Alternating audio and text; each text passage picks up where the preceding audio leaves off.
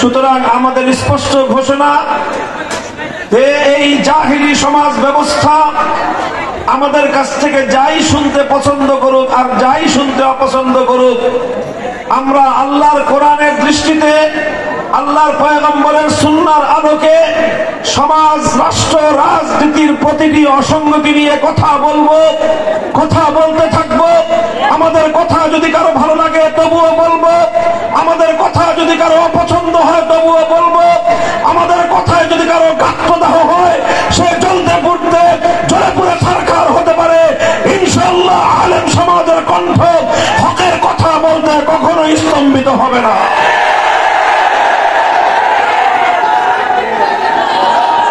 মুহতারাম হাজিরিন, ঠিক এমনই একটি প্রসঙ্গ নিয়ে একটি ঐতিহাসিক প্রেক্ষাপট আলোচনা করে বর্তমান সময়ের সবচেয়ে গুরুত্বপূর্ণ জাতীয় যে ইস্যু, সেই বিষয়ে উলামায়ে কেরামের পক্ষ থেকে প্রতিনিধিত্বশীল কিছু কথা আমি আপনাদের সম্মুখে তুলে ধরব।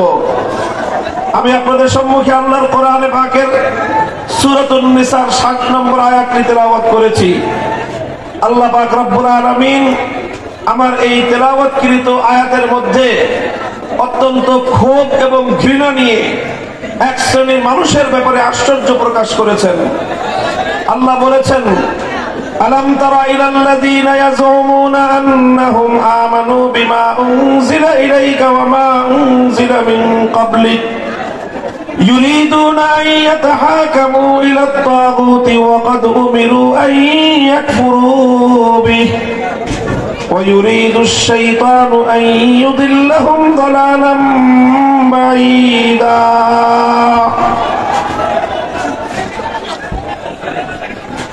আপনারা এদিকে লক্ষ্য করেন, আওয়াজ করবেন না ভাই। টিন ভাঙেন আর বিল্ডিং ভাঙেন, যাই ভাঙেন, আওয়াজ করবেন না। শান্ত হন, শান্ত হন। আপনারা কেউ শব্দ করবেন না ভাই, কোনো আওয়াজ করেন না। এগুলো একটা ব্যবস্থাপনার জন্য মাদ্রাসার পক্ষ থেকে, ইন্তেজামিয়ার পক্ষ থেকে এটা দেওয়া হয়েছে। আপনারা বিশৃঙ্খলা করবেন না মেহেরবানি করে, মাহফিলটা আমাদেরকে সমাপ্ত করতে দেন। আপনারা এইভাবে এই কেউ টিনা হাত দিবেন না, কেউ টিনে হাত দিবেন না, দয়া করে কেউ টিনে হাত দিবেন না। আপনারা পিছন দিকে সরে যান, পিছন দিকে সরে যান, সামনের দিকে চলে যান, নাহলে একটা আওয়াজ শুনতে থাকেন। দেখতে হবে এমন কোনো জরুরি কিছু না। মেহেরবানি করে এত বড় মজমাকে বিশৃঙ্খল করবেন না আপনারা কেউ। এখানে যারা আছেন আর নতুন করে কোনো টিম ভাঙার চেষ্টা করবেন না। আমরা আপনাদের কাছে বিনীত অনুরোধ করতেছি, আপনারা মাহফিলটাকে অল্প কিছু সময় কথা বলবো, এই কথা বলার মধ্যে যদি আপনারা মাঝখানে বিঘ্ন সৃষ্টি করেন, মনোযোগ যদি ডান দিকে বাম দিকে চলে যায়, তাহলে আমি আমার আলোচ্য বিষয়টা আজকের এই উপস্থিতির সামনে আমি পেশ করতে পারবো না। এই জন্য আমি এই ডান দিকে যারা আছেন আর বাম দিকে যারা আছেন টিনের বাইরে, আপনাদের কাছে আমি বিশেষভাবে অনুরোধ করতেছি যে আপনারা কোনো আওয়াজ করবেন না, আপনারা কোনো আওয়াজ করবেন না, ইনশাআল্লাহ। ঠিক আছে তো? যাই করেন, ধাক্কা ধাক্কি যাই করেন, আওয়াজ করেন না। মুহতারাম হাজিরিন, আয়াতের মধ্যে আল্লাহ পাক রব্বুল ইজ্জত বলতেছেন, অত্যন্ত ক্ষোভ এবং ঘৃণা নিয়ে আল্লাহ প্রশ্ন ছুড়ে দিয়েছেন যে তোমরা কি লক্ষ্য করো না যে কিছু মানুষ আছে এমন যারা নিজেদেরকে ইমানদার বলে দাবি করে, ইয়াজউমুনা আন্নাহুম আমানু, তারা দাবি করে তারা ইমানদার, অথচ ইমানদার হিসেবে নিজেদেরকে দাবি করার পরেও ইউরিদুনা আন ইয়াতাহাকামু ইলা তাগুত, তারা তাগুতের কাছে বিচার চাইতে যায়, তারা তাগুতের কাছে ফয়সালা চাইতে যায়, তারা তাগুতকে বিচারক এবং তাগুতকে তারা শাসক হিসেবে মেনে নেয়। আল্লাহর কোরআন বলতে চায় যে যে ব্যক্তি নিজেকে ইমানদার বলে পরিচয় দিবে সে কশ্চিনকালেও কোনো তাগুতকে মেনে নিতে পারে না, আর যারা তাগুতকে বিশ্বাস করবে তারা কোনোদিন ইমানদার হতে পারে না। আলো আর অন্ধকার যেমন একত্রিত হতে পারে না, সাদা আর কালো যেমন একাকার হতে পারে না, ঠিক তদ্রূপ রাত আর দিন যেমন একসঙ্গে এক সময়ে পাওয়া যেতে পারে না, ঠিক একইভাবে একই সঙ্গে একজন মানুষ ইমানদার এবং তাগুতে বিশ্বাসী হতে পারে না। যারা ইমানদার হয় তারা তাগুতকে অস্বীকারী হয়, যারা তাগুতকে বিশ্বাস করে তারা কশ্চিনকালেও ইমানদার হতে পারে না। বড় আশ্চর্যের বিষয়, বড় দুঃখজনক এবং মর্মান্তিক বিষয় হলো এই, আজ মুসলিম সমাজের মধ্যে শত শত নয়, হাজার এবং লক্ষ নয়, কোটি কোটি মুসলমান এমন রয়েছে যারা নিজেদেরকে ইমানদার বলে পরিচয় দেয়, অথচ তারা তাগুতকে বিশ্বাস করে। তারা তাগুতে বিশ্বাসী হওয়ার কারণে তারা নিজেদেরকে যতই ইমানদার পরিচয় দিক, তাদের আইডেন্টি কার্ডে, তাদের পরিচয় পত্রে যতই ধর্ম হিসেবে মুসলিম লেখা থাকুক, তাদের নাম যতই আব্দুল সালাম, আব্দুল মুমিন এই নাম থাকুক, যখনই তারা তাগুতের উপর বিশ্বাস স্থাপনকারী হবে তখন তারা ইমানদার এবং মুসলিম হতে পারে না। এটা হলো অত্যন্ত গুরুত্বপূর্ণ একটা বিষয়। সমাজের অসংখ্য অগণিত মানুষ এই তাগুতে বিশ্বাস থাকার কারণে তারা নিজেদেরকে মূর্খতা বশত, অজ্ঞতা বশত নিজেদেরকে ইমানদার বলে মনে করে, অথচ কোরআন এবং হাদিসের ফয়সালায় তারা স্পষ্টভাবে মুশরিক এবং তারা কাফের ও বেঈমান। এই জন্য আমি আমার আলোচনার সুবিধার্থে লম্বা আলোচনা করব না, আমি বলতেছি আপনারা মেহেরবানি করে আওয়াজ করবেন না। আমার আলোচনার সুবিধার্থে আমি প্রথমে আপনাদের কাছে তাগুতের পরিচয় তুলে ধরতেছি। তাগুত কাকে বলা হয়? তাগুত কাকে বলা হয় লক্ষ্য করেন, কোরআনে পাকের অনেকগুলো আয়াতের মধ্যে আল্লাহ পাক রব্বুল আলামিন তাগুত শব্দটি প্রয়োগ করেছেন। তাতাবায়ানার রুশদু মিনাল গাই ফামান ইয়াকফুর বিত-তাগুতি ওয়া ইউমিন বিল্লাহি ফাকাদ ইসতামসাকা বিল উরওয়াতিল ওয়াসতা। আল্লাহ বলেছেন যে তাগুতকে অস্বীকার করবে আর আল্লাহর উপর ঈমান আনবে সে একটা শক্ত মজবুত হাতলকে ধারণ করলো। অন্য আয়াতে আমার আল্লাহ বলেছেন আল্লাযীনা আমানু ইউকাতিলুনা ফী সাবিলিল্লাহ ওয়াল্লাযীনা কাফারু ইউকাতিলুনা ফী সাবিলিত তাগুত। যারা ঈমানদার তারা লড়াই করে কার পথে? চিৎকার করে বলেন, যারা ঈমানদার তারা লড়াই করে কার পথে? ওয়াল্লাযীনা কাফারু ইউকাতিলুনা ফী সাবিলিত তাগুত। আর যারা কাফের এবং বেঈমান তারা লড়াই করে, সংগ্রাম করে, চেষ্টা করে তাগুতের পথে। অর্থাৎ সব জায়গায় আল্লাহর কোরআন ঈমান বিল্লাহকে এবং তাগুতকে কম্পিটিটিভ অর্থাৎ একটি প্রতিদ্বন্দ্বিতামূলক শব্দ হিসেবে আল্লাহ প্রয়োগ করেছেন। আল্লাহর প্রতিপক্ষ হলো তাগুত, তাগুতের প্রতিপক্ষই হলেন আমার আল্লাহ। সুতরাং দুই প্রতিপক্ষকে যেমন একসঙ্গে কেউ খুশি করতে পারে না, তদ্রূপ যদি কেউ তাগুতকে খুশি করতে চায় কশ্চিনকালেও আল্লাহকে খুশি করতে পারবে না। যারা আল্লাহকে খুশি করতে চাইবে, যারা আল্লাহর সন্তুষ্টি হাসিল করতে চাইবে, যারা আল্লাহকে রাজি করতে চাইবে, তারা কশ্চিনকালেও তাগুতকে রাজি করতে পারবে না। কাজেই এই যে দ্বিমুখী একটা চরিত্র মানুষের মধ্যে আছে যে আল্লাহ ভি রাজি রহে শয়তান ভি নারাজ না হো, আল্লাহ সন্তুষ্ট থাকুক শয়তানও যেন বেজার না হয়, এই ধরনের ধোঁকাবাজি আর মুনাফিকি নীতি পরিহার করতে হবে। আর এই মুনাফিকি নীতি মুসলমানদের মধ্যে সবচেয়ে বেশি প্রবিষ্ট আছে। মুসলিম জাতি এবং সমাজের মধ্যে সবচেয়ে বেশি মুনাফিকি নীতি কার্যকর আছে হলো মুসলমানরা তাগুতের পরিচয় জানে না। এই জন্য খুব সংক্ষিপ্ত ভাবে আমি আপনাদের সামনে তাগুতের পরিচয় তুলে ধরছি। আমি বলছি কোরআনে পাকের অনেকগুলো আয়াতের মধ্যে আল্লাহ পাক রব্বুল আলামিন তাগুতকে আল্লাহর প্রতিপক্ষ হিসেবে সাব্যস্ত করেছেন। এই জন্য কাদিমান ওয়া হাদিসান সাহাবায়ে কেরামের যুগ থেকে আজ পর্যন্ত যারাই পবিত্র কোরআন নিয়ে আলোচনা করেছেন, তাফসীর করেছেন, তারা সকলেই অত্যন্ত গুরুত্বের সঙ্গে তাগুতের পরিচয় তুলে ধরেছেন। এবং সেই সবগুলো কথা একত্রিত করলে তার সারাংশ যেটা দাঁড়ায় সেটা হলো তাগুতের পরিচয় বলা হয় তাগুত ওই গায়রুল্লাহকে বলা হয়। গায়রুল্লাহ মানে হলো আল্লাহ ভিন্ন পৃথিবীতে যা আছে সবই কি বলেন? আপনার কথা বুঝতেছেন আমার? না শুধু স্লোগান দেওয়ার তালে আছেন? আরে ভাই, স্লোগান তো দিতে হবে, আগে কথাটা বুঝে তারপরে শুনে সেই কথার উপর স্লোগান আসবে। এই না বুঝে না শুনে স্লোগান দেওয়ার এই প্রবণতা, এটা আমি একেবারেই পছন্দ করি না। স্লোগান দিতে হবে, শুধু স্লোগান কেন, লড়তে হবে, মারতে হবে এবং মরতে হবে, শাহাদাতের রক্ত দিতে হবে, জীবন দিতে হবে, বিপ্লবের পথে আল্লাহর জমিনকে রক্তে রঞ্জিত করে শাহাদাতের শিরিবে কালেমার পথে দৌড়াতে হবে।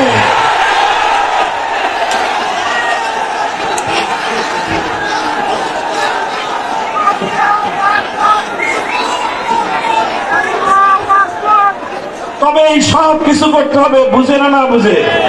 চিৎকার করবেন, বুঝে না না বুঝে?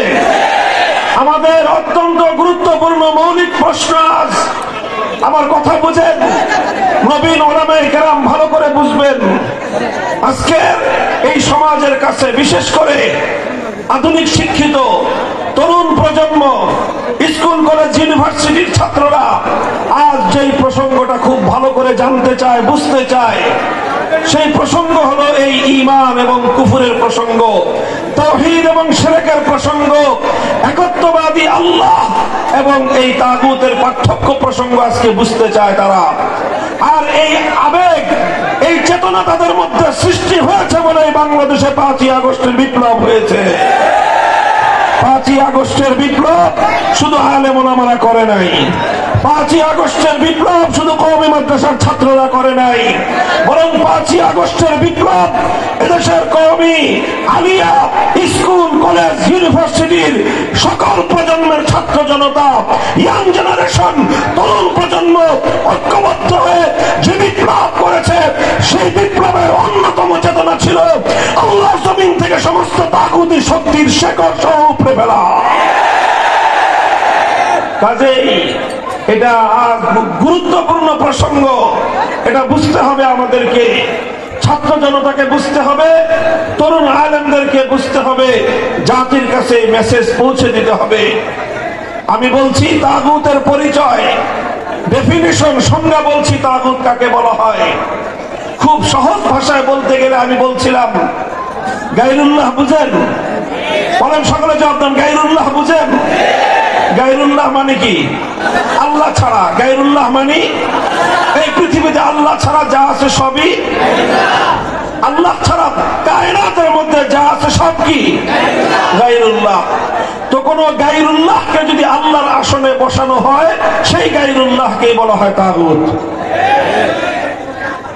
যেই গায়রুল্লাহকে আল্লাহর আসনে বসানো হবে, সেই গায়রুল্লাহ কি তাগুত। যে গায়রুল্লাহ নিজে অথবা অন্য কেউ তাকে আল্লাহর আসনে বসানোর পর সে তার প্রতি সম্মত থাকবে, সেই গায়রুল্লাহকেই তাগুত বলা হবে। আরো সহজ ভাষায় যদি বলি, আমার আল্লাহ পাক রব্বুল আলামিনের কিছু বৈশিষ্ট্য আছে যেটা আল্লাহর জন্য নির্ধারিত, যে বৈশিষ্ট্য আল্লাহ ছাড়া অন্য কারো জন্য বৈধ নয়, এমন কিছু বৈশিষ্ট্য আল্লাহর রয়েছে। আল্লাহর সেই বৈশিষ্ট্যগুলো যদি কোনো গায়রুল্লাহর জন্য সাব্যস্ত করা হয়, তখনই সেই গায়রুল্লাহ তাগুতে পরিণত হয়। যেরকম সহজ দৃষ্টান্ত দিলে আপনারা বুঝবেন, ইবাদতের একমাত্র মালিককে, চিৎকার করবেন, একেবারে মাহফিলে শেষ পর্যন্ত বলবেন, ইবাদতের একমাত্র মালিককে, ইবাদতের একমাত্র উপযুক্ত কে? এখন যে ইবাদত একমাত্র আল্লাহর প্রাপ্য, সেই ইবাদত যদি আল্লাহ ছাড়া কোনো গায়রুল্লাহকে দেওয়া হয়, তাহলে সেই গায়রুল্লাহকেই বলা হয় তাগুত। যেমন ইবাদত কেউ যদি আল্লাহকে না করে লাত, মানাত, উজ্জা, হুবাল এই সমস্ত দেব দেবতাকে ইবাদত করে, তাহলে সেই দেব দেবতাগুলোকেই বলা হয় তাগুত। এটা ছিল সেই যুগের তাগুত। আর আজকের যুগে এই যে দুর্গা, সরস্বতী, কালী নামে যত মূর্তির পূজা মানুষ করে, এই প্রত্যেকটা মূর্তিকে মানুষ আল্লাহর আসনে বসায়। যে ইবাদত এক আল্লাহর উপযুক্ত ছিল, যে ইবাদত একমাত্র আল্লাহর জন্য নির্ধারিত ছিল, সেই ইবাদতকে আল্লাহর জন্য না করে দুর্গার জন্য করলো, কালীর জন্য করলো, সরস্বতীর জন্য করলো, নানা ধরনের মূর্তির জন্য করলো। সুতরাং এই মূর্তিগুলো যখনই মানুষ এই মূর্তির পূজা করে তখনই এই মূর্তিগুলো তাগুতে পরিণত হয়। এটা মানুষ বুঝে, এটা মুসলমানরা বুঝে যে আল্লাহ ছাড়া অন্য কোন গায়রুল্লাহর পূজা করা যাবে না। কেন? তাহলে একত্ববাদ থাকবে না। ইবাদতের উপযুক্ত একমাত্র কে? আল্লাহ। ইবাদত যেরকম একমাত্র আল্লাহ, আল্লাহ একমাত্র যেরকম ইবাদতের উপযুক্ত, আল্লাহ এই মহাবিশ্বের মধ্যে একমাত্র ইবাদত প্রাপ্য, ঠিক তদ্রূপ ইবাদতের মতো আল্লাহ পাকেরও আল্লাহর আরেকটা অনন্য বৈশিষ্ট্য রয়েছে যেটা আল্লাহর জন্য নির্ধারিত। সেটা হলো এই কায়নাতের মধ্যে, গোটা সৃষ্টি জগতের মধ্যে চূড়ান্ত ভাবে আনচ্যালেঞ্জেবল, অর্থাৎ যেই বিষয়কে কেউ চ্যালেঞ্জ করতে পারবে না, কেউ যেটাকে প্রশ্ন করতে পারবে না, কেউ যেটাকে বাতিল করতে পারবে না, এইরকম চূড়ান্ত ভাবে এই মহাবিশ্বের মধ্যে বিধান দেওয়ার একমাত্র মালিক কে? আল্লাহর কোন বিধানকে দুনিয়ার কোন কর্তৃপক্ষ চ্যালেঞ্জ করার অধিকার রাখে না। আল্লাহর কোন বিধানকে দুনিয়ার কোন ব্যক্তি বা কোন কর্তৃপক্ষ বাতিল করার অধিকার রাখে না। আল্লাহর কোন বিধানের ব্যাপারে দুনিয়ার কোন কর্তৃপক্ষ, দুনিয়ার কোন ব্যক্তি প্রশ্ন করবার অধিকার রাখে না। এই প্রশ্নহীন চূড়ান্ত বিধান দেওয়ার একমাত্র মালিক কে? ইবাদতের একমাত্র মালিক কে? বিধান দেওয়ার চূড়ান্ত ক্ষমতার মালিক একমাত্র কে? ইবাদতের মধ্যে যদি কেউ আল্লাহ ছাড়া কোন গায়রুল্লাহর ইবাদত করে তাহলে এটাকে বলা হয় শিরক ফিল ইবাদাহ, অর্থাৎ ইবাদতের মধ্যে শিরক করলো কেউ। ঠিক তদ্রূপ যে আইন তৈরি করবার একচ্ছত্র চূড়ান্ত ক্ষমতা আল্লাহর জন্য নির্ধারিত, সেই আইন তৈরি করার ক্ষমতা যদি কেউ আল্লাহ ছাড়া অন্য কোন গায়রুল্লাহকে প্রদান করে, অন্য কোন ব্যক্তি অথবা কোন গোষ্ঠীকে যদি কেউ প্রদান করে, অন্য কোন গোষ্ঠী যদি আল্লাহর কোন আইনকে চ্যালেঞ্জ করে কোন আইন তৈরি করে, তাহলে সেই ব্যক্তি এবং সেই গোষ্ঠীও তাগুতে পরিণত হয়। মুহতারাম হাজিরিন, আমরা তাওহীদ ফিল ইবাদাকে বিশ্বাস করি, কিন্তু তাওহীদ ফিল হাকিমিয়্যাহ, আইন তৈরি করার ক্ষেত্রে সার্বভৌম আইন তৈরি করবার ক্ষমতা যে একমাত্র আল্লাহর, এই বিষয়ে লক্ষ কোটি মুসলমান বিভ্রান্তিতে পড়ে থাকবার কারণে তারা স্পষ্ট শিরকে লিপ্ত হয়েও নিজেদেরকে ঈমানদার বলে ভাবে। আর আল্লাহ পাক এই ধরনের নামধারী ঈমানদারদের ব্যাপারে ক্ষোভ এবং ঘৃণা প্রকাশ করে বলেছেন, নিজেদেরকে ঈমানদার বলে পরিচয় দেয়, অথচ বিচার চাওয়ার সময় তারা তাগুতের কাছে বিচার চাইতে চায়। আল্লাহ বলতে চান, যারা তাগুতের কাছে বিচার চাইতে পারে তারা আল্লাহর উপর ঈমানদার হতে পারে না। কথাটা বোঝা গেল? তাহলে আল্লাহর জায়গায় যদি কোন গায়রুল্লাহর ইবাদত করা হয়, সেই গায়রুল্লাহকে কি বলা হয়? জোরে বলেন। আল্লাহর পরিবর্তে কোন গায়রুল্লাহর যদি ইবাদত করা হয়, সেই গায়রুল্লাহকে কি বলা হবে? ঠিক তদ্রূপ আল্লাহর জায়গায় আল্লাহর কোন আইন, আল্লাহর কোন বিধানকে যদি কেউ পরিবর্তন করে, আল্লাহর বিধানকে চ্যালেঞ্জ করে, আল্লাহর বিধানকে বাতিল করে কোন ব্যক্তি, কোন গোষ্ঠী যদি কোন আইন প্রণয়ন করে, সেই ব্যক্তি এবং সেই গোষ্ঠীকে কি বলা হবে? হতে পারে সেই ব্যক্তি কোন রাষ্ট্রের রাষ্ট্রপতি, যে রাষ্ট্রপতি আল্লাহর আইনের বিরুদ্ধে আইন করবে, সেই রাষ্ট্রপতিকে বলা হয় তাগুত। যেই প্রধানমন্ত্রী আল্লাহর কোন আইনকে চ্যালেঞ্জ করবে, সেই প্রধানমন্ত্রীকে বলা হয় তাগুত। যেই মন্ত্রী পরিষদ আল্লাহর আইনের বিরুদ্ধে কোন আইনকে অনুমোদন দিবে, সেই মন্ত্রী পরিষদকে বলা হয় তাগুত। যেই বিচারপতি, যেই বিচারপতি, যেই বিচারালয় আল্লাহর আইনের বিরুদ্ধে কোন আইনকে অনুমোদন দিবে, বৈধতা দিবে, সেই বিচারপতি এবং বিচারালয়কে বলা হবে তাগুত।